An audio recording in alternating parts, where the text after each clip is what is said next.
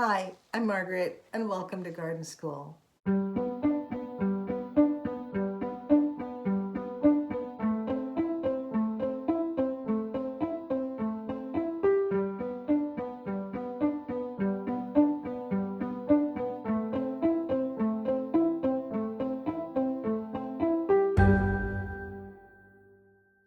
This morning I was thinking a little bit, doing a recap of my vegetable garden from the summer season, the spring and the summer season, and just thinking a little bit, not doing hard planning, but just evaluating things that did well, things that did okay, things that did, had some trouble, and then things to like, don't do this again kind of thing. So I was looking through my seeds and discovering some things, and I was looking through my notebook to just recall some things, and I also looked through my phone to see if I could find some photos of produce that, how my plants were doing, or as I was harvesting from the past season. Well, that was disappointing because I had deleted all of those things. So I think I'm going to make a file on my computer for photos that's going to be Veg Garden 2025, so that if I don't want them on my phone, I can just store them in there to refer to them later. Especially when it comes to the dates, like it was this date and I was harvesting this many tomatoes, or the beans are starting to flower on this date. That could be a good record keeping tool. But what I wanted to really look at was just to evaluate the things that I did, and then maybe what happened, maybe why, and then changes to make if that's possible. So let's take a look at that. So this is the journal that I kept. I am not a very thorough journaler, but this is my attempt. So you'll see I made some notes for 2025 that I noticed garlic and onions had rust. Then later I noticed that leeks had rust. So by noting that, I should not plant anything in the allium family in those areas again for about 7 years. The rust organism can remain that long, and maybe even longer. So I'm going to forego garlic and onions this year, I believe. I like the leeks. I think I can move leeks into a different area where they won't have that problem. Another thing I know I want to do is to dig and store my dahlias. I think they might be getting a little bit too crowded, as I didn't dig them last year and divide them. Then I noted the things that did well. Lettuce did really well in containers in the greenhouse. So did basil. And it was from starts and seed. Beets and chard did well. This kale variety did really well and still is doing well.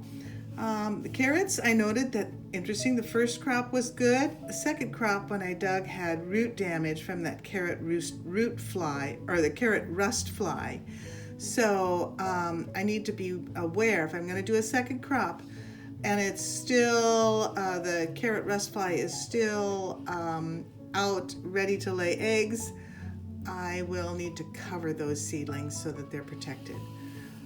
Zucchini did well, pole beans did well, that's my go-to. Then I noted what did okay. Peas did okay, although I've been saving seed from pea plants since before 2019, and while I did a viability test on the seeds I planted, they were about 70% viable. That's okay. I might decide to get some new seed this year. Kabocha squash did okay, but I think had vole trouble. So I need to watch for the voles in that bed next year. We talked about the leeks already. Some bolted, and I don't know why, but they did okay overall. Spinach in containers in the greenhouse, that was a new thing for me, and it did okay. But then the things that had trouble, tomatoes in the containers in the greenhouse, it got too hot, several episodes of real heat, and the flowers, the pollen, there was no pollination during that time, and so we had real gap in when we would get tomatoes to set. Also, I had a rodent getting into the greenhouse and causing havoc in there. Something to note, I think next year I'm going to put the tomatoes outdoors in the ground. pukes, I think they're a universal problem. Well, maybe not universal, but other people have problems too. I know that they got troubled by the voles.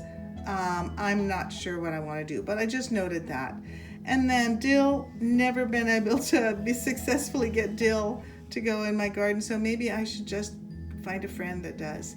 Potatoes were in containers, and I did get small yield from them, but it was okay. It was nice to be able to get those. I harvested them very early. I was really surprised. Just something to think about for next year. So those are just some observations that I'm making about my own individual stuff. And I'm going to be continuing to think about that and check the dates on my seed containers, my seed packets too, to see whether the seeds could be out of date.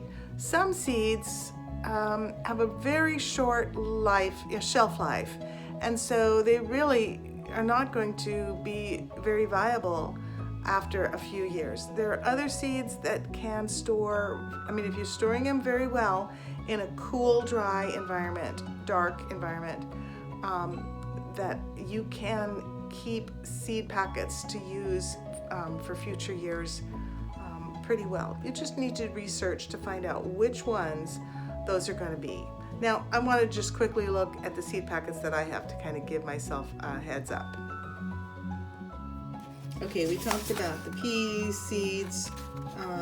I might do another viability test. I have some more recent pea seeds, and I'll do a viability test to see what the germination percentage is on those. Those might be okay, and I can always plant thickly. The kabocha squash, this was a new pack last year. That should be good this year. Now, we do want to remember, if we are talking about saving seeds from squash, remember that the squash, all those varieties, many of those varieties of squash will cross-pollinate, and so instead of getting a pumpkin, you'll get possibly a cross between a pumpkin and a zucchini, which is probably not gonna fill the bill. So just remember that. This is a new seed packet this year in 2024. I will use that again next year. The kale is still going, so this over the winters, and this is one that I can certainly reseed again for the spring. Now, I don't know what's going on with the cabbage, because my seedlings, when I planted from seed, were very weak looking and not very vigorous. Now, if I looked at this, maybe that's why this pack was packed for 2021. I'm going to do a germination test on this one too to see what the viability is. Now, on the other hand, my broccoli, the purple sprouting broccoli, this is a 2021, but these were more vigorous, and I now have them that are going to overwinter in my winter garden. The same thing with Romanesco. I think it's also 2021. I might just do a little viability test on these seeds.